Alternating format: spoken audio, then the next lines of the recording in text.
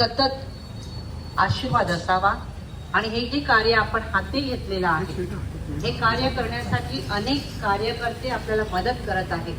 प्रभू परमेश्वराने त्यांना देखील चांगलं आरोग्य द्यावं.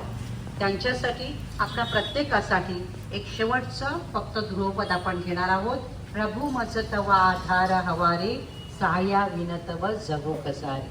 प्रभू मज तव आधार हवारे साया विनतव जगो कसारे. प्रभु मज तव आधार हवारे साया विनतव जगो कसारे. पिता पुत्र पवित्र